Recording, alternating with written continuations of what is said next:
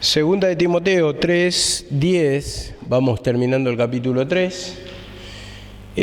Vamos a ver hasta dónde vamos a alcanzar hoy. Yo calculo si hoy no terminamos la clase que viene y después ya pasaremos al capítulo 4. Dice así la palabra: pero tú has seguido mi doctrina, conducta, propósito, fe, longanimidad, amor, paciencia, persecuciones, padecimientos, como los que me sobrevinieron en Antioquía, en Iconio, en Listra, persecuciones que he sufrido, y de todas me ha librado el Señor. Vemos la palabra. En el 3:10 primeramente destaca: tú has seguido mi doctrina, conducta, propósito, fe. Entonces acá lo que está diciendo es primeramente la enseñanza y la conducta, la forma de conducirse de Pablo, como esa instrucción, no solamente por palabras, sino por conducta, quedó marcada, en este caso en Timoteo, y es lo que siguió. La conducta en palabras y en hechos, podemos decir. Filipenses 2:20, vamos a la referencia, dice así la palabra de Dios. Filipenses 2:22 dice: pero vosotros conocéis sus probados méritos, que sirvió conmigo en la propagación del Evangelio, y como un hijo sirve a su padre. Vemos acá la palabra: conocéis sus sobrados méritos. Y vemos acá la palabra cómo tiene que ser un discípulo de Dios. En este caso Pablo le escribe a los filipenses, y cómo esa misma conducta, amén, esa misma conducta la siguió Timoteo, ¿no? Tú has seguido mi doctrina. ¿Y la doctrina de Pablo cuál era? Era la palabra de Jesucristo, la palabra de la cruz, la que predicaba Pablo. Y entonces había una forma de conducirse según la palabra, según Jesucristo. Un propósito, un plan, el plan era de salvación, una fe en el Señor Jesucristo, y que el Dios mismo iba a mandar a su Hijo para salvar a un Salvador, para salvar al mundo. Longanimidad, larga paciencia, larga espera, saber esperar ese día en que iba a venir el Salvador. Amor, el amor que se muestra o que se desplegó en la cruz del Calvario, ¿no? A través de mandar a su Hijo. Y como dice, y paciencia. Entonces vemos que es una serie de atributos que lo vio reflejado en Pablo, en este caso Timoteo. Y vemos acá, como dice: pero vosotros conocéis sus probados méritos, que me sirvió en la propagación del Evangelio, como un hijo sirve a su padre. Entonces, acá está mostrando una conducta probada. ¿Por qué? Porque obedeció la instrucción de Pablo. En este caso, Pablo tenía varios hijos espirituales. Y bueno, en el 3:10 yo lo estoy tocando por Timoteo, como era prácticamente el espejo de Pablo, en la forma de conducirse, en la forma de predicar, en la forma de conducta, en la forma en que se movía. Entonces era una copia fiel. ¿Por qué? Porque obedecía en todo. Tú has seguido mi doctrina, le dice claramente. Y dice en el 3:11, acá, 3:11 dice así la palabra: pero vosotros, persecuciones, dice, sigue con los atributos, ¿no? Padecimientos como los que me sobrevinieron en Antioquía, en Iconio, en Listra. Persecuciones que he sufrido, y de todas me ha librado el Señor. Vemos persecuciones que ha sufrido, pero de todas las ha librado el Señor. Entonces, esas persecuciones van a ser parte del camino, que lo vamos a tener. Y esto me lleva, por ejemplo, a Hechos 13:45, una de las persecuciones de Pablo. En Hechos 13:45 dice así: pero cuando los judíos vieron la muchedumbre, se llenaron de celo y, blasfemando, dice, contradecían lo que Pablo decía. Entonces, ¿era la persecución contra quién? Contra el mensaje, contra lo que predicaba Pablo. Eran las persecuciones por causa del Señor, no simplemente porque el Señor va a poner esa persecución en nuestra vida de parte de otros por causa de que simplemente porque estamos acá. No, es por causa del mensaje, por causa de mi nombre, dice, padecerán persecuciones, dice el Señor. Y entonces esto también me lleva en Salmos 34, 19. Salmos 34, 19 dice, muchas son las aflicciones del justo, pero de todas ellas lo libra el Señor. Y entonces, como decía acá, que tuvo persecuciones, dice que he sufrido, pero de todas me libra el Señor. Entonces están las persecuciones en el camino, pero también como se manifiesta la persecución, se manifiesta el poder de Dios para liberación.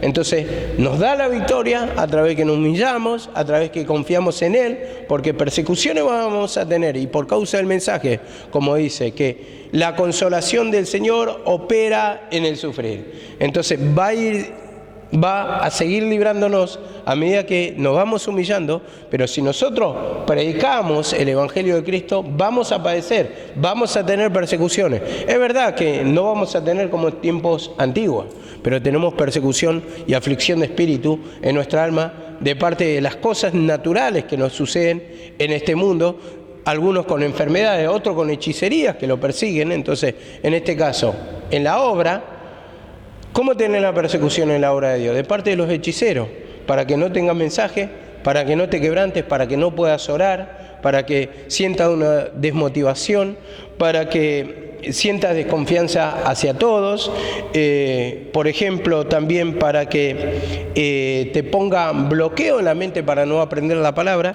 Entonces viene así el enemigo y se introduce de tal manera esa fuerza que si uno no la discierne cuando puede orar, no va a pedir por la hechicería, sino que le vas a echar la culpa a que estás cansada por tal o cual motivo.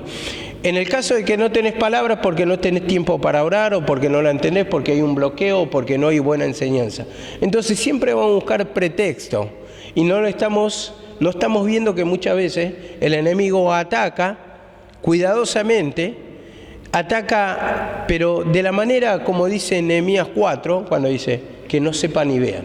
Entonces los hechiceros hacen trabajos, ¿para qué? Para callar el Evangelio, para que no tengamos palabra, para que haya un desinterés en el pueblo, para vaciar la casa de Dios. Y si vacía la casa de Dios, ya no hay oyente, no hay oveja, entonces cada vez menos. Entonces, si el pastor no tiene ovejas, entonces prácticamente no es pastor ya. Entonces vemos que acá la palabra, que justamente esto es el trabajo del hechicero. Nosotros somos instrumentos de Cristo, y los hechiceros, ¿qué son? Instrumentos del enemigo, instrumentos de Satanás. Entonces dice, la carne lucha contra el espíritu, y tenemos una lucha espiritual constante. Vemos que en la oración siempre provoca el sueño, el cansancio, el divague mental, la falta de quebrantamiento, el vacío.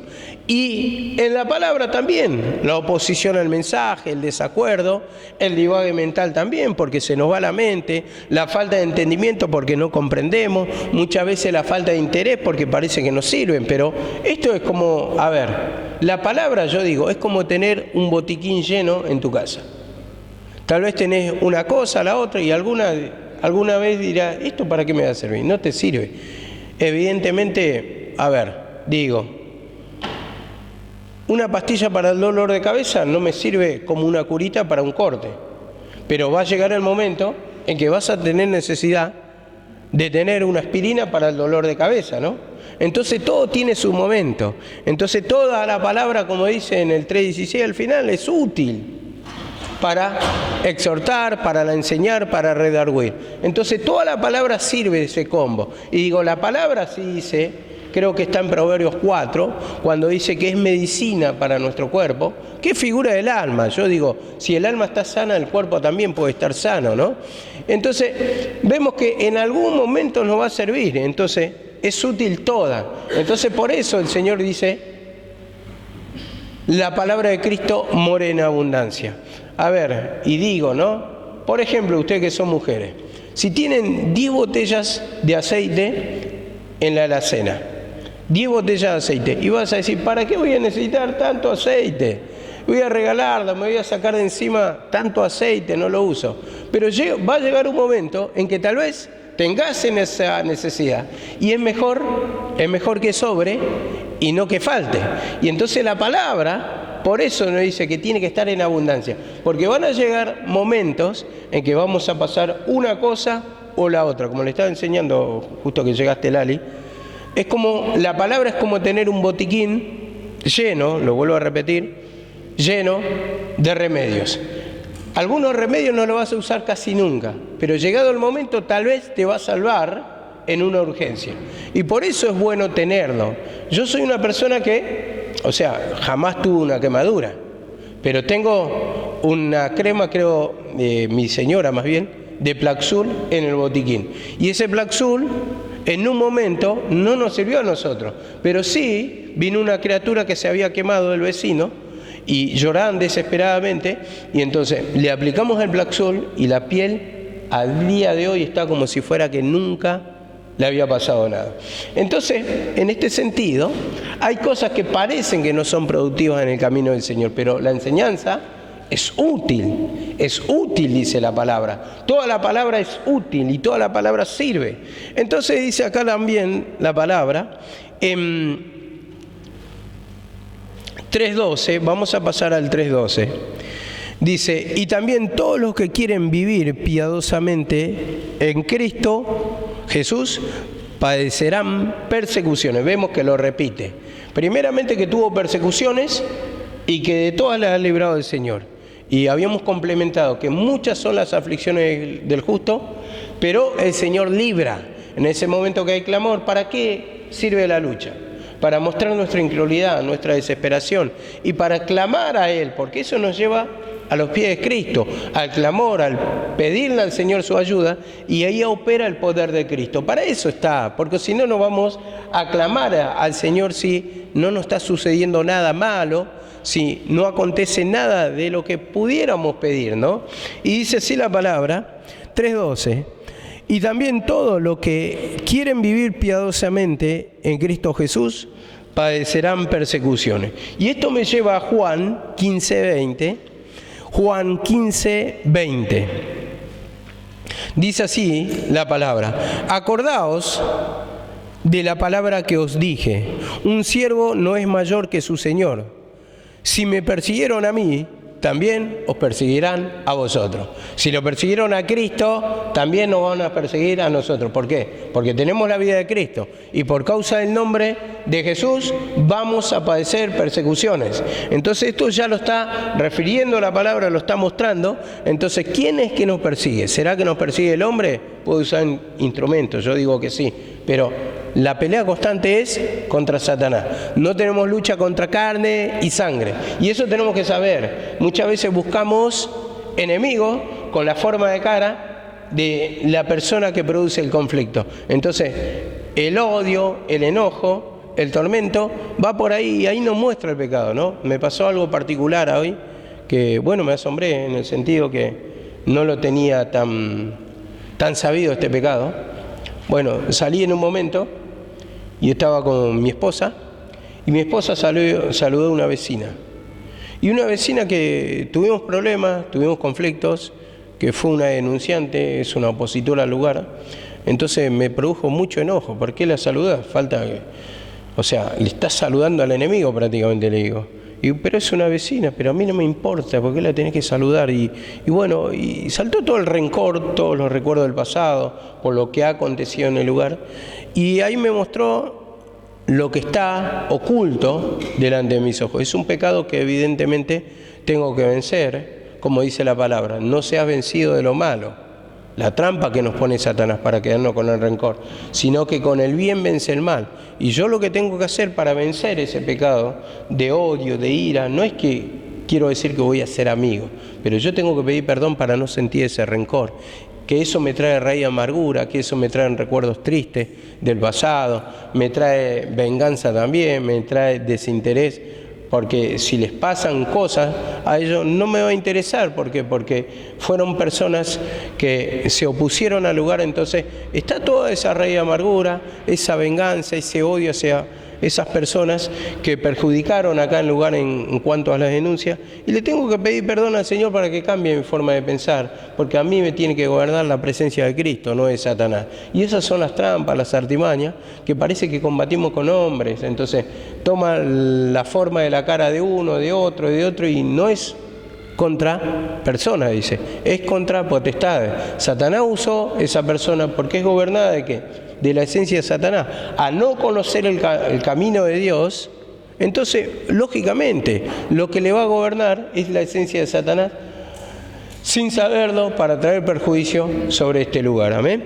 Y dice así la palabra, Hechos 14:22, también con referencia a este versículo, dice, fortaleciendo los ánimos de los discípulos, exhortándolos a que perseveraran en la fe y diciendo, es necesario que a través de muchas tribulaciones entremos en el reino de Dios. Entremos en el reino de Dios. Y sabemos que este reino de Dios es un estado espiritual a donde está nuestra alma, ¿no? Entonces, si hay persecuciones, a través de muchas persecuciones, vamos a entrar. ¿Por qué? Porque Satanás presenta oposición.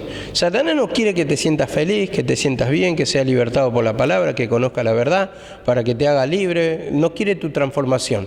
No quiere que entre a ese reino de Dios. Entonces va a poner diferentes luchas, diferentes pruebas, diferentes obstáculos, diferentes velos para que no entres en la presencia del Señor, en el reino de Dios, para que no sientas la paz, para que no sientas el gozo, para que no sientas la alegría. Entonces, justamente esa es la oposición del enemigo, el trabajo. Entonces, acá dice la palabra, fortaleciendo los ánimos de los discípulos, exhortándolos. ¿Por qué? Porque había persecuciones. Y en un momento uno decae espiritualmente, se siente desalentado. ¿Por qué tanta oposición?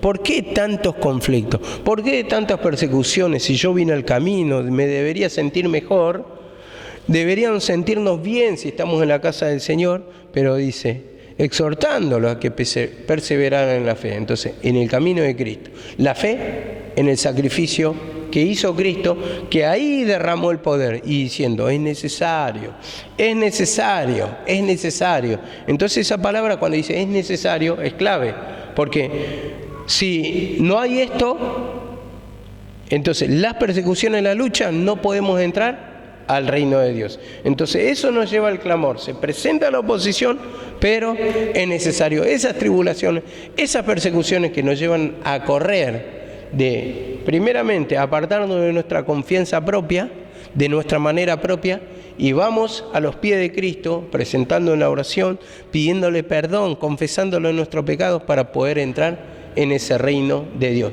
que nos gobierne la mente. En 2 Corintios 4:9 también dice así, con respecto a esto que estamos explicando, dice, perseguidos, pero no abandonados, derribados, pero no destruidos. Entonces, vemos acá la palabra, perseguidos, pero no abandonados, derribados, mas no destruidos.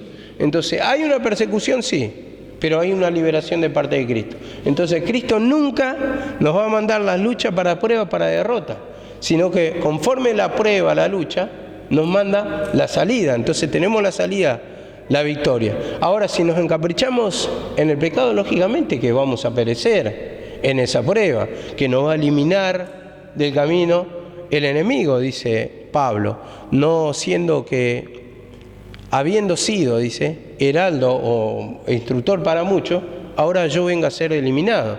Entonces puede haber o puede pasar que te elimine Satanás del camino, pero ¿qué pasa? Ahí eso nos muestra que es por falta de humillación, por falta de declaración de pecado, porque conforme nosotros declaramos esa incredulidad al sacrificio de Cristo, entonces ahí le estamos diciendo que nos hace falta la fe. Entonces va a enviar la palabra, nos da convicción, nosotros declaramos el pecado y nos llena de fe en la palabra. ¿Y por qué nos llena de fe? Porque a través de mostrarte tu incredulidad ya está poniendo la fe de que es así, es tu condición. Entonces uno clama, se pone a cuenta con el Señor y el Señor mismo te liberta. Entonces ahí nos muestra justamente la liberación en nuestra vida. Y dice también en el 3.13, ahora vamos a avanzar, 3.13, dice así la palabra: mas los malos y engañadores irán de mal en peor, engañando y siendo engañados. Los hombres malos, dice, y engañadores. ¿Y esto se refiere a quiénes? Los fariseos, saduceos, los que se oponían al mensaje de Cristo. Claramente venimos sobre esa línea y dice: engañadores irán de mal en peor, engañando y siendo engañados. Y esto nos lleva a 2 Corintios 4, 3 y 4, pero vamos a tocar el 4 directamente para no perder el tiempo. Dice así la palabra. Vamos a tocar el 3 y el 4, sí. Pero si nuestro evangelio está encubierto, entre los que se pierden está encubierto. Nuestro mensaje de Jesucristo está encubierto, dice, entre los que se pierden está encubierto. ¿Por qué? Evangelio. ¿Qué quiere decir evangelio? Lo dijo el Señor: buenas y nuevas noticias. Entonces es el evangelio, y dice: si este evangelio está encubierto, nuestro evangelio, mi evangelio, como dice también Pablo, entre los que se pierden está encubierto. Y está encubierto, cuando dice entre los que se pierden, es entre los que no creen el mensaje de Jesucristo, sino que se apegan a la ley, siguen las tradiciones, siguen los ritos judaicos. Entonces se pierde entre los que, o está encubierto más bien entre los que no creen. Esto quiere decir, pero dice en el 4, en los cuales el Dios de este siglo, o de este tiempo, o de este mundo, cegó el entendimiento de los incrédulos. Los incrédulos, los que no creyeron, para que no les resplandezca la luz del Evangelio de la gloria de Cristo. Entonces vemos acá claramente, cegó. Entonces Satanás engaña, como decía en el 3.13. Son engañadores, pero irán de mal en peor, engañando, o sea, predicando la ley, pero también ellos siendo engañados. Engañando. Entonces, les ciega a ellos, ¿por qué? ¿Por qué no entienden el Evangelio? Porque no piden perdón, no confiesan su pecado, son mezquinos. Entonces, ellos, cuando estuvimos viendo el mensaje de ayer, cuando Cristo le predicaba su condición, ¿ellos qué hacían? Se irritaban, se enojaban. ¿Nosotros nos enojamos cuando nos apuntan al pecado? Tenemos el mismo espíritu. ¿Pero qué tenemos que hacer? Pedir perdón, confesar nuestra incredulidad a la palabra, esa oposición. Esto es lo que, como predicamos ayer, se daban cuenta los fariseos que lo decían por ellos. Y Jesús le acusaba y Jesús le mostraba su pecado. Y le decían que eran hipócritas, sepulcro blanqueado, pero ellos jamás lo reconocieron.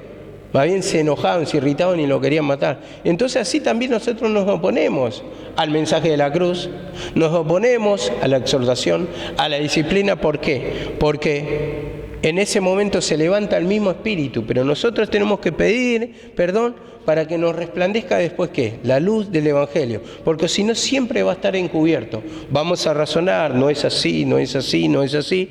Entonces no vamos a tener entendimiento, por lo tanto no va a haber liberación. Y dice en 2 de Tesalonicenses 2, 10, 11. Voy a leer desde el 9 para dar un poquito de entendimiento, un poco de sentido a esta lectura. Inicuo, cuyo advenimiento es por obra de Satanás, con gran poder y señales y prodigios, y con todo engaño de iniquidad para los que se pierden, por cuanto no recibieron el amor de la verdad para ser salvos. No recibieron el amor de la verdad. ¿Quién es el camino, la verdad y la vida? Jesucristo. No recibieron el amor, que le estaba mostrando el amor al mundo, entonces entregó su vida por amor. Entonces no recibieron ahí la salvación, el amor que se traduce, porque tomó su lugar por amor para ser salvos a las personas. Y como dice acá, no recibieron el amor de la verdad para ser salvos. Entonces, al no recibir a Cristo, no recibieron salvación. Y ahí se mostraba el amor. Tomó nuestro lugar para salvarnos. pero no lo recibieron. A los suyos vino, los suyos no lo recibieron. Entonces, estos espíritus engañadores, que lo habla por los fariseos y los saduceos, no lo recibieron. Y dice en el 11, ahí quería apuntar. Por esto Dios les envía un espíritu engañoso. A los engañadores que le envía un espíritu engañoso para que no crean, para que crean en la mentira. Para que crean la mentira. Entonces, ¿la mentira qué representa acá? La misma ley, lo que estaban predicando. Entonces, les desvía de la verdad y estaban predicando la mentira. Porque, o sea, a ver, la ley, la palabra de Dios es veraz, dice, ¿no? Toda la palabra es útil, ¿no? Toda la palabra sirve, pero también hay que darle el sentido correcto. Entonces, no le dan el sentido correcto, entonces acá se querían salvar por la ley, pero negaban al Mesías. Negaban al Mesías. Entonces, había un nuevo pacto. Había llegado el Salvador, pero no lo creyeron. Entonces, ellos simplemente tenían una fe en las maneras, pero no en la realidad, no en Jesucristo. Entonces, ahí estaba su error. Entonces, se confiaban por sus maneras y entonces esto le apartó prácticamente de la salvación. Y dice en el 12, a fin de que sean condenados todos los que no creyeron en la verdad. Entonces, la condenación que muestra acá, la separación de Dios. Entonces, hay un tiempo de paga, un antes y un después, como el día del juicio, el día del Señor, el día de la ira, como lo dicen. Pero el juicio final se traduce en esto, que viene el Cristo y cuando muere se produce el juicio. Unos reciben liberación, salvación del alma, pasa a ser hijo de Dios, y otros reciben la condenación, la separación de Dios. Y en cuanto esté en esa condición, estoy hablando de estado espiritual, en cuanto esté en esa condición de incredulidad, siempre va a estar apartado de Dios. No va a venir o no se va a cumplir por un tiempo nomás un castigo de separación. Por eso dice eterna. ¿Por qué? Porque mientras vos no pidas perdón, no es que se va a resolver solo la situación. No es porque se va a ir solo el pecado o el castigo, sino que uno tiene que pedir perdón y reconocer que hay un Salvador para ser libre. Entonces ahí se corta esa maldición. Y dice acá también en 2 de Timoteo 2:16, 2 de Timoteo 2:16, el espíritu engañador que usa la palabra de la ley. Por eso dice en 2:16, evita las palabrerías vacías y profanas, porque, dice, los dados a ellas conducirán más y más a la impiedad. Evita esas palabras, evita la palabra de la ley. ¿Por qué? La palabra de la ley te lleva a la incredulidad y ahí opera el espíritu de engaño. Entonces, ¿para qué? Para que no crean. Para que no crean en el mensaje de Jesucristo y crean a la ley y crean que por la ley se van a salvar. Y opera el espíritu de engaño ahí y conduce solamente a la impiedad o a la incredulidad del Cristo. Entonces, ¿cómo actúa el engañador o los engañadores? ¿Cómo actúan? Actuaban con la palabra de la ley. Ese era el método que usaban para convencer, para persuadir a los indoctos, a los inconstantes, como dice también la palabra, a los perezosos espirituales, y como no tienen entendimiento, como decíamos ayer, llevan cargada a la mujercilla, llevan arrastradas a las mujercillas cargadas de pecados. Estas están aprendiendo todo el tiempo o escuchando la ley y nunca llegan al conocimiento de la verdad. Por eso lo importante de la enseñanza, porque esto nos hace discernir entre la verdad y entre la mentira, para que por el uso de la palabra, dice, tengan los sentidos ejercitados en el discernimiento del bien y del mal, tenga la destreza, tenga despierta la mente para poder discernir la palabra cómo es realmente, darle el sentido exacto a la palabra. Y dice,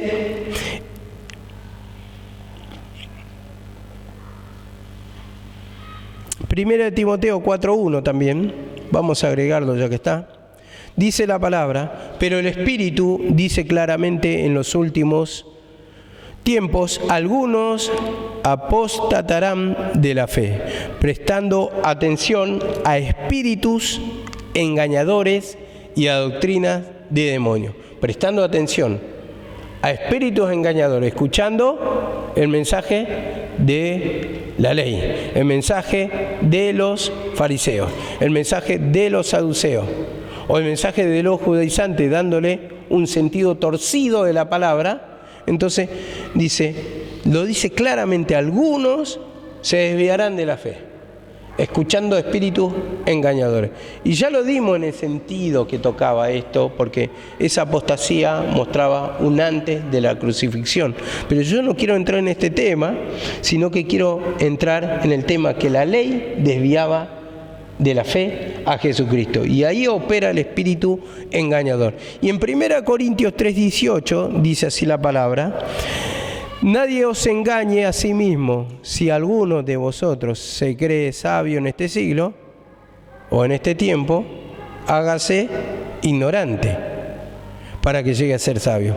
En este siglo, en este tiempo, ¿qué tiempo está mostrando?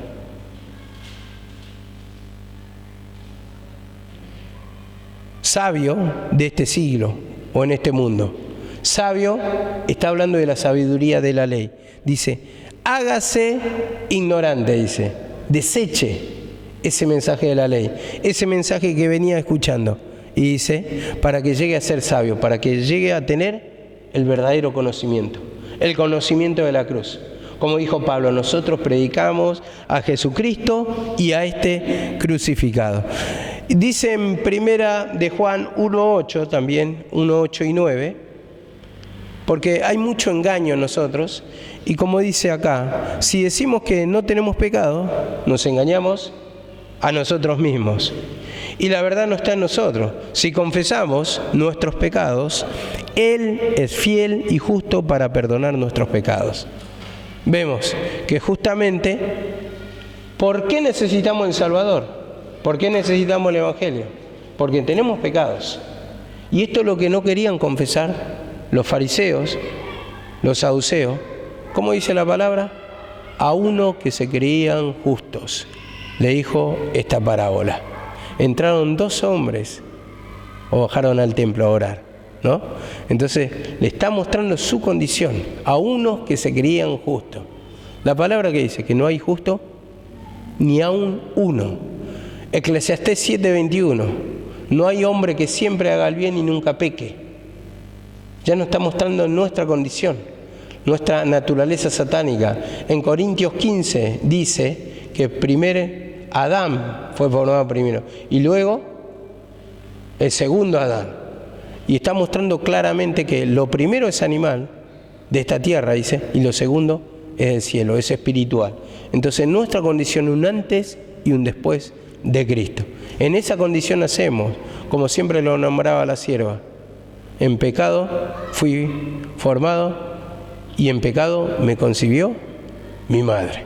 Esa es nuestra condición, naturaleza pecaminosa en la que nacemos, y necesitamos un perdón. Y para eso necesitamos un Salvador, porque nosotros no somos capaces de ser libres o alcanzar la salvación o la liberación por nuestros propios medios, sino necesitamos el perdón de Jesucristo. Y para que Dios nos perdone, vos tenés que pedir perdón. No va a perdonar a alguien que no confiesa su pecado. El que confiesa su pecado y se aparta, alcanzará misericordia, dice la palabra. Porque muchos dicen: Cristo te perdonó en la cruz, pero si vos no pedís perdón, ¿por qué vas a recibir ese perdón? El que quiera tomar ese perdón tiene que confesar que tiene culpas. Entonces ahí opera ese poder, a un corazón arrepentido, un corazón que confiesa su pecado. Y dice así la palabra, 3:14 y 15: pero tú persiste en lo que has aprendido y te persuadiste, sabiendo de quién has aprendido, y que de la niñez has sabido las sagradas escrituras, las cuales te pueden hacer sabio para la salvación por la fe que es en Cristo Jesús. Vemos a la palabra: persiste, insiste en lo que has aprendido y te convenciste, dice, sabiendo de quién has aprendido. Entonces, cuando dice persiste en lo que has aprendido, por ejemplo, en 2 de Timoteo 1:13 dice esto: 2 Timoteo 1:13. Retén las formas de las sanas palabras que de mí oíste. Vemos acá la palabra. Entonces, hubo una enseñanza. Insistí en esto, en estas palabras, en esta forma en la que te enseñé, le dice Pablo. Entonces había una instrucción, que tenía que llevar la fe en Jesucristo, que había perdón de pecado en el sacrificio de Cristo. Y simplemente es confesar, es pedir perdón. Ya no los ritos de la ley, ya no todo lo que nos aparta de la fe en Jesucristo. Porque muchas veces estamos apegados en las formas judaicas, siendo que nosotros primeramente somos gentiles. Pero si fuéramos, como decía ayer, aunque seamos judíos, eso ya pasó. El viejo pacto ya pasó. Ahora hay un nuevo pacto, el pacto de Cristo.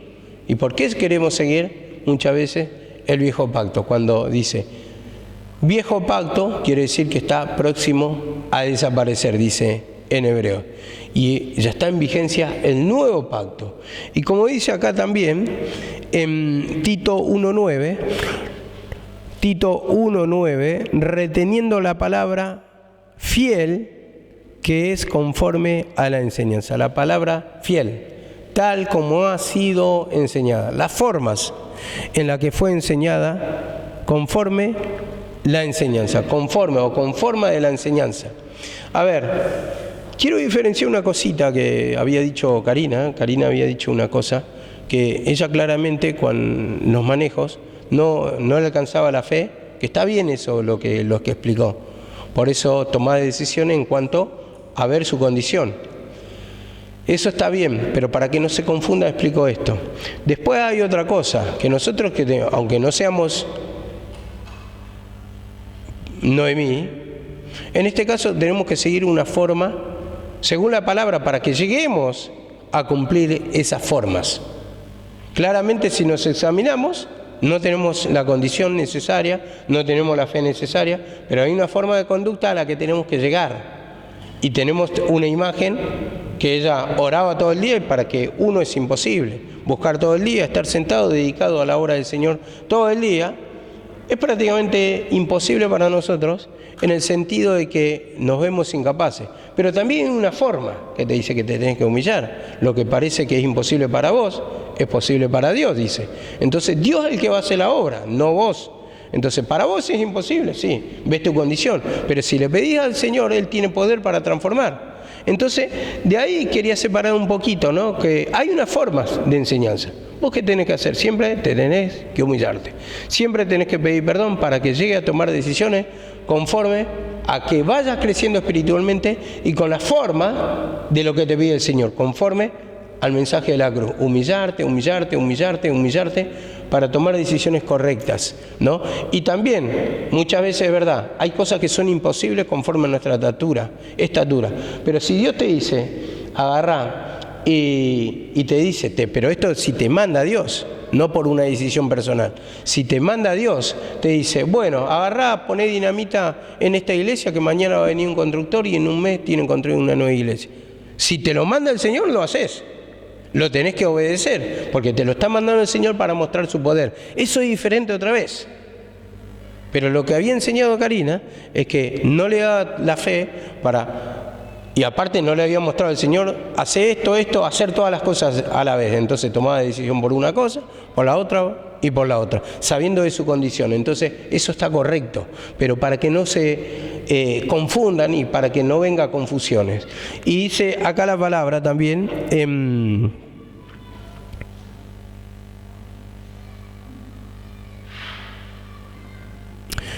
¿Cuál dije en el último versículo? Bueno, vamos a Hebreos 5:14.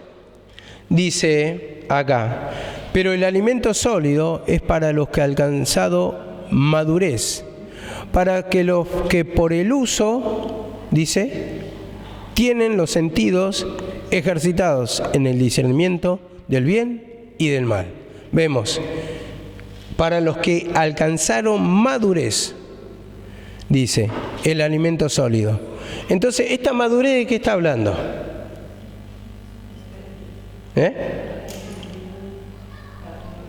La fe en Jesucristo, exactamente. Recordemos en ese tiempo, como siempre lo dijo mi mamá, ¿qué crecimiento puede haber? O sea, sí hay un crecimiento que va creciendo así, pero, a ver, estoy diciendo, había una disputa entre la ley y el mensaje de Jesucristo. Entonces claramente había dudas. Entonces, pero dice, el alimento sólido, lo que viene después, y el alimento sustancioso, es para los que han alcanzado la madurez espiritual o la fe en Jesucristo, los que creen en el mensaje de Jesucristo. Y después lo vamos a apuntar el porqué. Para los que por el uso tienen los sentidos ejercitados en el discernimiento del bien y del mal. O sea, disciernen la verdad de la mentira o el mensaje de Jesucristo de lo que trae la mentira y el engaño de la ley. Lo pueden discernir. O disciernen esa figura que está simbolizando la realidad del Cristo. Entonces disciernen. Pero este alimento sólido, como dice, es para los que han alcanzado madurez. Entonces, ¿quién come de Jesucristo? El que creyó. Entonces, ese se va alimentando y ese va creciendo en la fe, se va formando en la fe. Y dice así la palabra, 1 Corintios 2:6. 1 Corintios 2:6. Sin embargo, hablamos sabiduría, ahora dice. Antes decía alimento sólido. Sabiduría entre los que han alcanzado la madurez espiritual. Los que ya no tienen una fe chiquita, inmadura, que está reflejando ahí la fe en la ley, la fe en la figura, sino que dice, los que han alcanzado la madurez. Pero una sabiduría no de este siglo, no de la ley, no de este tiempo, como dice acá, divide dos tiempos, ni de los gobernantes de este siglo, como dice en la otra versión, ni de los príncipes. Los príncipes que decíamos, ¿quién era? Los fariseos. Y lo apuntamos, o los saduceos, y lo apuntamos con el versículo de Hechos, dice, contra un príncipe, ¿no qué? Sí, no levantarás, algo así, no levantarás tu mano, bueno, no te levantarás contra un príncipe de la congregación. Entonces, está mostrando acá, como dice, que van desapareciendo, y van desapareciendo. A ver, cuando dice van desapareciendo, entendemos que ni siquiera habla de que van pasando, como si fuera en el sentido de que murieron. No, va desapareciendo la ley. Esta es la versión que al menos tengo, que para mí es la más adecuada. Entonces, esa madurez habla de la fe en Jesucristo. Entonces, la palabra, como dice acá, para no hacer tanto lío. Sin embargo, hablamos sabiduría entre los que han alcanzado madurez. ¿A quién le están predicando? A los que creyeron. Pueden hablar, o sea, a otras personas, pero vemos que, como dice acá, no de este siglo. Entonces, a ver, ellos fueron a los gentiles. Fueron Pablo a predicar, y había judíos, sí, a los expatriados, los que estaban, o los judíos helénicos. Entonces, le iban a predicar justamente a esas personas. Y después Pedro, Juan, Santiago, ellos quedaron con todos judíos ahí en la iglesia de Judea. Pero ellos fueron a los gentiles, fueron a los que estaban afuera. Y les predicaron esta palabra. Entonces, le hablaron sabiduría, dice como dice acá, sabiduría entre los que han alcanzado el conocimiento de Cristo. Esta sabiduría, pero no de este siglo. No estoy hablando de la ley, dice Pablo, estoy hablando del Cristo. Entonces, este es el alimento sólido. Y dice así la palabra 6.1, nos apoyamos acá, dice de Hebreos, 6.1 de Hebreos. Por tanto, dejando las enseñanzas elementales acerca de Cristo, o los rudimentos, como dice la otra versión, avancemos hacia la madurez, dice. Hacia la madurez, o sea, hacia la fe en Jesucristo. No tomando otra vez el fundamento, no echando otra vez el fundamento del arrepentimiento de obras muertas. No tomando el fundamento, o sea, la ley de obras muertas, dice. Y de la fe hacia Dios. O sea, no vivamos por figura. Esto es lo que está diciendo. Porque ese fundamento del arrepentimiento de obras muertas se refiere a la ley. No tomemos otra vez. No echando mano. Eso está diciendo. No tomando, no creyendo. Entonces, avancemos, dice, hacia la madurez. Y en la madurez era la fe en el mensaje de Jesucristo. O sea, le está diciendo, dejemos la figura, vivamos con la realidad. No cumplamos los ritos de la ley, tenemos a Jesucristo. Él murió en la cruz, Él nos dio la salvación, Él nos da liberación. Y nuestra fe tiene que estar enfocada en Jesucristo. Y dice la palabra para, a ver si terminamos rápidamente, dice, toda la Escritura es inspirada por Dios y útil para enseñar, para redarguir, para corregir, para instruir en justicia, a fin de que el hombre sea perfecto, enteramente preparado para toda buena obra. Entonces, toda la palabra es útil. Y como dice acá, en 1 de Timoteo 1:8, quiero terminar hoy. 1 de Timoteo 1:8.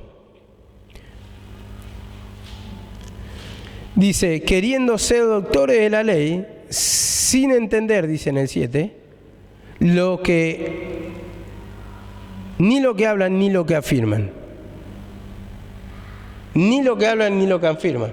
Entonces le está mostrando claramente, acá, primeramente dice, toda la palabra es útil, pero acá está diciendo, sin entender lo que hablan o lo que afirman. Entonces, ¿qué está mostrando acá? Y dice acá un poquito más abajo en el 1:8, pero sabemos que la ley es buena si se usa legítimamente. Entonces, primeramente explico sin entender lo que hablan o lo que afirman. Entonces, a ver, por ejemplo, con el comer cerdo, dice no comer cerdo en la ley. Y vos le preguntás, ¿pero por qué no comen cerdo? Porque Dios lo manda. Y le preguntás, ¿y por qué Dios lo manda? No sé. Pero Dios lo manda y yo lo creo y yo tengo fe. Entonces, lo hago porque creo y porque creo en su palabra. Pero no entienden lo que están afirmando. No entienden que es una figura. Y eso lo muestra en el libro de Hechos. Un lienzo, dice la visión de Pedro, que descendía con animales inmundos, que mostraba por los gentiles. Entonces dice, no coman, dice, no tomen de sus hábitos. Entonces el cerdo, representando un animal inmundo o impuro, entonces no coman de su misma esencia. No participen en su idolatría, en sus pecados, en sus costumbres. Eso lo está mostrando. Y vemos que dice acá, pero sabemos que la ley es buena si se usa legítimamente. ¿Por qué? Porque toda la palabra es útil. Toda la palabra es útil, pero la tenés que como legítimamente, ¿qué quiere decir? La ley es buena si se usa correctamente, si se aplica como es debido, si le da el sentido a la palabra. Esto está diciendo. Esto está diciendo. En Romanos 15:4 dice así la palabra, porque todo lo que fue escrito en tiempos pasados para nuestra enseñanza se escribió. Vemos, para nuestra enseñanza, a fin de que por medio de la paciencia y del consuelo de las Escrituras tengamos esperanza. Nos sirvió para enseñanza. Toda la Escritura es útil. Y vemos los ejemplos de Abraham, los ejemplos de Josué, los ejemplos de Moisés, cómo nos llena de fe en Dios para que creamos. Entonces sirve la palabra, pero le tenemos que dar el sentido. Y esas figuras sirven, pero le tenemos que encontrar el sentido, llevando a la figura de Cristo, que en esos sacrificios que presentaba Abraham, estaba mostrando el mismo sacrificio de Cristo. Y dice en 2 de Pedro 1:19, tenemos la palabra más profética, la palabra profética más segura. Y bueno, eso es lo que nos deja acá. Y toda la palabra sirve. Y como dice, a fin de que el hombre sea perfecto, preparado para toda buena obra. Y toda buena obra, yo ya no lo voy a decir más, apunten por ejemplo, Hebreos 13:21 y 2 de Timoteo 2:21, que ahí dice que la palabra nos va a capacitar para que estemos preparados para toda buena obra y dispuestos, la disposición de nuestra vida, o seamos instrumentos dispuestos para eso. Amén. Para toda buena obra, la obra de Jesucristo en la cruz, y predicamos ese evangelio. Amén.